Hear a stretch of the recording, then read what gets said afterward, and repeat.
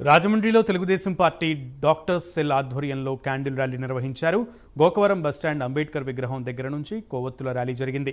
కోల్కతాలో వైద్యురాలిపై అత్యాచారం చేసిన వ్యక్తులను కఠినంగా శిక్షించాలని డిమాండ్ చేశారు. ఈ కార్యక్రమంలో ఎమ్మెల్యే ఆదిరెడ్డి శ్రీనివాస్, వైద్యులు అధిక సంఖ్యలో పాల్గొన్నారు.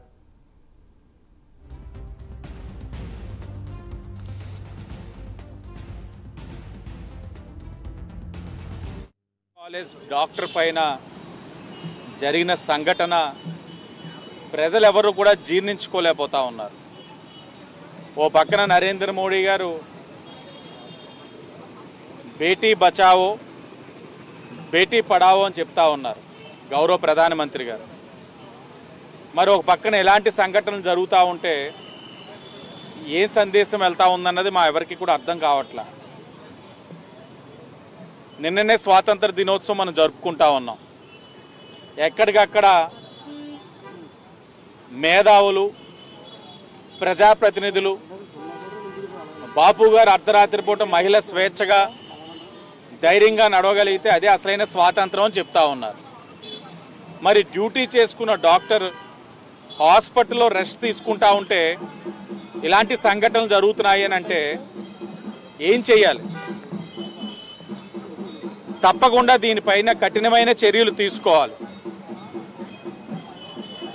మెడికల్ కౌన్సిల్ కూడా ఇలాంటి సంఘటనలు మళ్ళా పునరావృతం కాకుండా ఏ చర్యలు తీసుకుంటే ఇలాంటి తప్పుడు కార్యక్రమాలు చేయాలనుకున్నవాడు భయపడే విధంగా కాస్త నిర్ణయాలు తీసుకుంటే మంచిదన్నది మా తాలూకు ఆలోచన. సీనియర్ రెసిడెంట్ మీద జరిగిన అత్యాచారం కానీ దానికి డెఫినెట్గా జస్టిస్ చేయాలని చెప్పి టీడీపీ డాక్టర్ సెల్ నుంచి అలాగే ఎమ్మెల్యే గారితో ఈ ప్రొటెస్ట్ చేయడం జరుగుతుంది.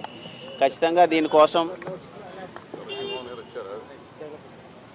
దీని గురించి స్టేట్ కానీ సెంట్రల్ కానీ అలాగే రాజమండ్రి ఐఎంఏ కూడా చాలా సీరియస్గానే ఉంది. నెక్స్ట్ కమింగ్ 2 days కూడా ఎమర్జెన్సీ సర్వీసెస్ తప్ప మెడికల్ సర్వీసెస్ అన్నీ ఆపాలని మాకు కూడా ఆర్డర్స్ ఇష్యూ చేయడం జరిగింది.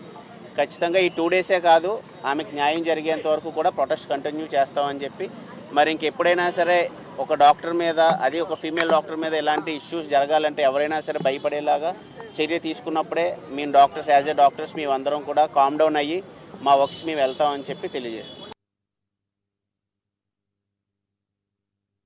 ఇలా జరగడం చాలా బాధాకరంగా ఉంది. సో జస్టిస్ కావాలని కోరుకుంటున్నాం. ఇలా అయితే నైట్ డ్యూటీస్ చేయడానికి ఎవరికైనా సరే ఇబ్బందిగానే ఉంటుంది. సో దానివల్ల కొంచెం జస్టిస్ చేసి ఇదంతా కొంచెం ఇంకా మళ్ళీ జరగకుండా ఉండాలని ఆశిస్తున్నాం. Thank you. ఇప్పటివరకు చాలా జరిగినాయి, కాకపోతే ఎవరు అంత రెస్పాన్స్ సరిగ్గా ఉండట్లే. అలా ఉండడం వల్ల మళ్ళీ చేస్తూనే ఉంటున్నారు, కానీ ఎవరు సరిగ్గా రెస్పాన్స్ తీసుకోకపోవడం వల్లే కదా, ఈ రెస్పాన్సిబిలిటీ వల్ల ఇలా అవుతుంది.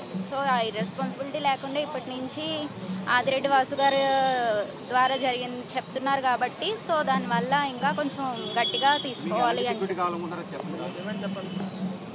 సెక్యూరిటీ అనేసి అంటే లేడీస్ బయటికి రావాలంటేనే భయపడుతున్నారు. ఇప్పుడు ఇలాంటి సొసైటీలో ఉంటున్నందుకు చాలా ఇబ్బందిగా ఉంటుంది. అలా ఈ సొసైటీ కొంచెం చేంజ్ అవ్వాలి. గర్ల్స్ డ్రెస్సెస్ వేసుకుంటున్నారు అని చెప్పేసి ఇలాగా జరుగుతుంది అని కాదు కదా. టీచ్ యువర్ సన్స్ అంతే. ముందు ఇంట్లో ఉన్న సన్స్కి కరెక్ట్గా టీచ్ చేస్తే అంతా బాగానే ఉంటుంది.